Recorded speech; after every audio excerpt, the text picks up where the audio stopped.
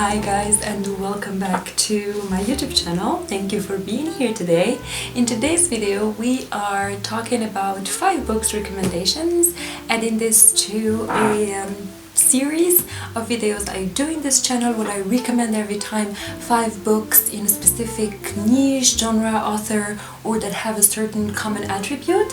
And I think you do enjoy these videos a lot because it's easy to go to them and just find your next read or recommendations if you want to. And in today's video we are talking about translated works. I personally, I'm a big fan of translated works. I read a lot of them, and the main reason, of course, is that translated work gives us the opportunity to open up to a different literary world, to read from all over the place, really to expand that love beyond our known common borders. For that, I absolutely love translations. I'm also lucky to be able to read fluently in 3 languages, and so I can move in between them quite easily, and it's just something that I'm very grateful for on an everyday basis. For example, there was a book, an Italian book, that was only translated to French and not English, and so I could still pick it up, and in general that make you simply think about how grateful you could be for speaking all these languages, and of course encourage us to learn more. Maybe one day I will also be able to read in German. One day, let's see. But this video is also for all the translators out there. I think these people are doing such a great job for all of us, for all of our community of readers, for the literature, the word literature, and kind of delivering stories to our doorstep and meeting us at home, so in our own languages, mother tongues, native languages. I think they're doing such great work. They are gate openers, and I want to thank all the translators that are watching us.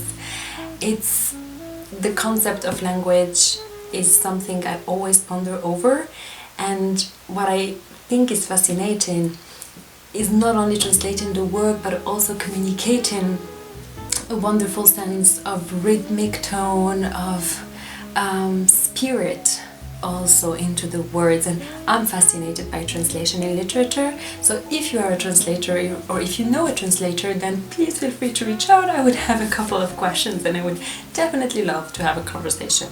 So without any further ado, let's jump into the 5 books. There will definitely be a part 2 simply because I read a lot of translated work and I could not fit all of them into 5 picks this time. The first book I want to talk about today is Sweet Bean Paste by Durian Shukegawa. This is translated from Japanese by Alison Watts, so thank you, Alison. And this is a beautiful story about these 3 characters. We have a young baker, a grandma, and a schoolgirl, and they all come together under funny circumstances baking or making these Japanese treat. It is a beautiful tale about friendship, about coming together and meeting light beings in the most unexpected of places, and being able to share life stories, to share true sense of self with said people that are completely strangers but then weave into friends. There is a bit of magical realism here. There is a lot of rich delicateness of, culinary magic. We learn a lot about how these treats are made. There's a little bit of magic in the way they are made. The stories are so heartwarming, and of course, for those of you that cannot necessarily take a lot of magical realism, this has it very lightly. It's very typical of Japanese literature, actually, magical realism, and like Murakami is a big one on that, but this has it just sprinkled. And It reads like a warm dream and maybe even like a Studio Ghibli movie. So if you are a fan of those, you can pick that up. But not like the fantasy Studio Ghibli, more like the chill ones, like When Marnie Was Here, maybe The Whistle of the Heart, maybe even From Up on Poppy Hill. But yeah, this type of vibe. Next is a book that I have reviewed in details on this channel, and I will put the video here, but also maybe in the description box, but I think you will find it here as well. And it is translated from German. This is Short Letter, Long Farewell by Peter Handke. It is translated by Ralph Mannheim. This is the story of a lone traveler. He is Austrian and he ends up in America, and he travels around for a couple of different reasons. And it is an internal monologue of moving, walking, going towards a moving target. And as he does so, of course, we discover the surrounding environments of this man, so the hotels he stayed in, the drives he takes, driving through America as a country, the people he meets, but the arrows always point back to him. So it is a lot of internalized thoughts, internalized philosophy.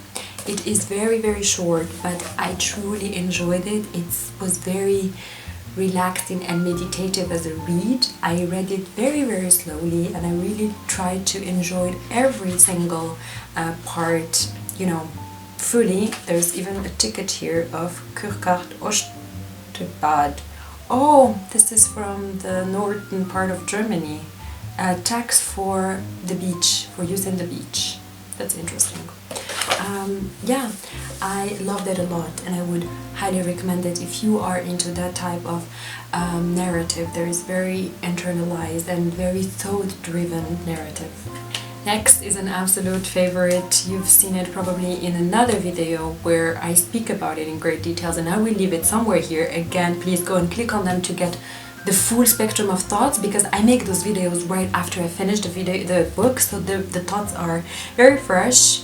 However, of course, by this time, even if it's my favorite book ever, I forget about the detail.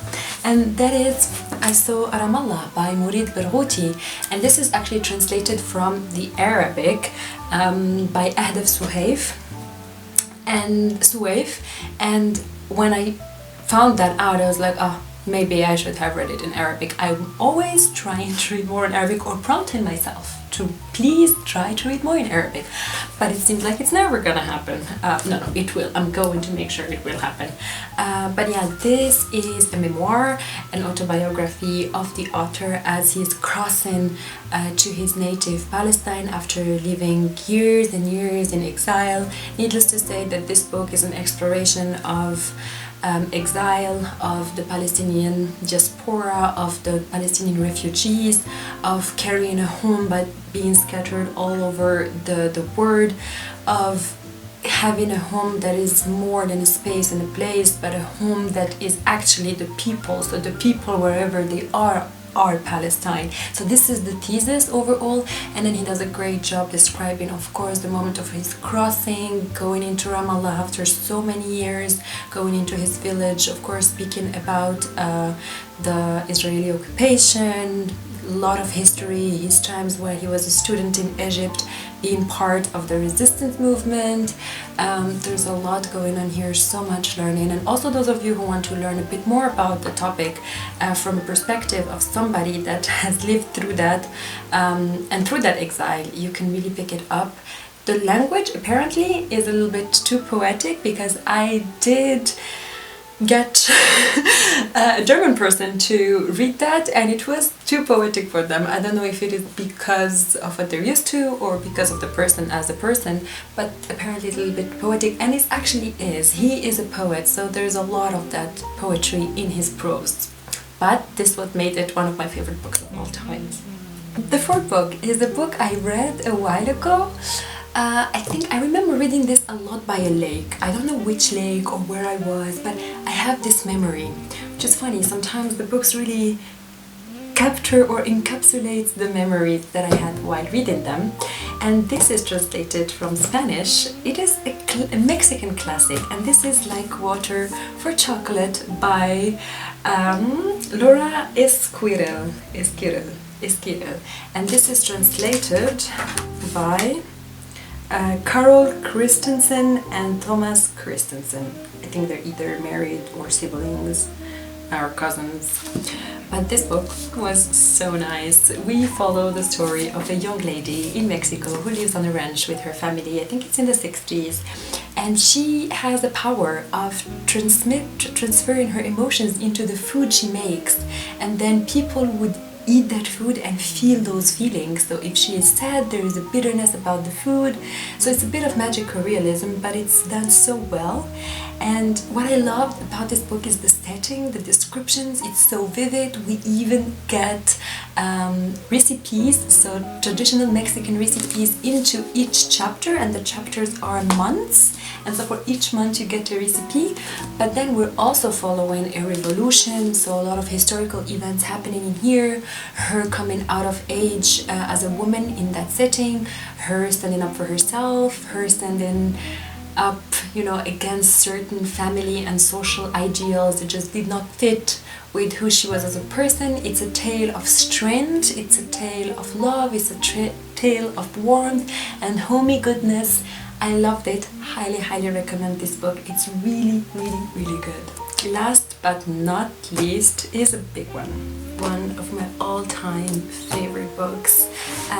I just spoke about it in my previous video of 2022 favorites and another video, so I'm gonna leave it here, the videos here as well. And this is The General Theory of Oblivion by José Eduardo Agualusa, translated from the Portuguese by Daniel Hahn. And this is amazing. It takes place in Luanda, Angola, in the eve of the revolution, and during the revolution, as the Angolese people are driving the countries to independence from Portuguese colonialism. And we follow Ludo, who just locks herself the whole time for years and decades in this house, and we just leave those times with her. We get to wander into her thoughts, what she thinks, what she does, but also get glimpses of what's happening outside. And what totally sold me on this book is the storytelling. All these books are great, and obviously all the authors are storytellers, but I feel like some books and some stories are just the next level on how they move everything together and piece everything together and bring it together. And the writing, the expression, I couldn't believe that this was a translation, because the writing was just something else. If you were to pick a book from the pile because of the writing, I would highly recommend this book. I'm not seeing anybody reading this because me finding this book was by coincidence. I was in Lisbon and I went to this bookstore and I was just browsing the Portuguese authors section, which I always do when I travel somewhere, and then I found this book, and it's actually a winner of the English Pen Award and winner of the International Dublin Literary Award. I don't know why it's in English, like an English pen if it's written in Portuguese, but I guess it won it for also being written in English or some translation. But it was amazing. I would highly recommend this book. I wish I could see more people reading it, so if you decide to pick it up, I wish you could tag me so that I can see it, because I literally see it nowhere. And I think it deserves a little bit of hype. Yeah, so those were my 5 recommendations. If you are looking into reading books that are originally written in a different language to learn more about, you know, the storytelling in that language, a different perspective, different perception of storytelling, then I would recommend any of these books. Really great choices. These are some of my selected favorites. And yeah, let me know down below if you pick any of these books, or if you have some translated works that I should check out in turns. I would be very thankful for that. And don't forget to follow me on Instagram and to subscribe and turn that little bell on, because apparently people are not receiving the notification of my videos and not seeing my videos. That's also because I've been gone very long time, and the algorithm hates that, so that's okay. But yeah, thank you for being here, thank you for the continuous support, and I will see you in my next video. Bye bye.